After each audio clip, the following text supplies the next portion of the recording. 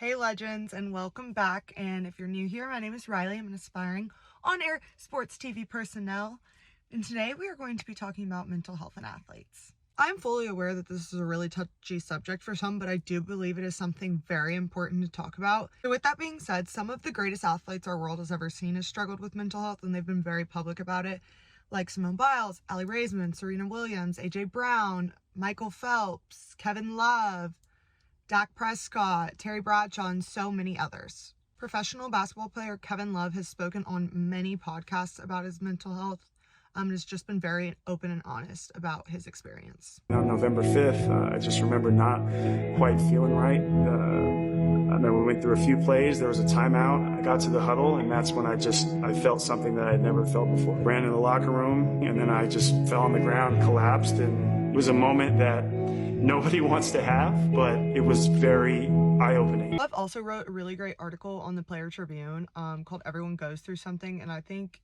it's a great read for anyone struggling with mental health. The American College of Sports Medicine says that around 35% of elite athletes struggle with mental health concerns. And while I know it's been kind of ingrained into guys' heads that they have to be tougher and stronger, I do think it's interesting to point out that around 30% of female athletes struggle with mental health and only about 25% of male athletes struggle with mental health. And mental health is not just a struggle for professional athletes, but as well as college athletes. I ask you to hear me when I say this. There are no college sports without the athletes.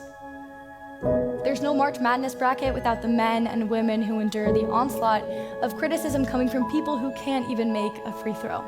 There's no college football, there's no tailgates without those players who are putting their mental and physical health on the line day in and day out to entertain a nation.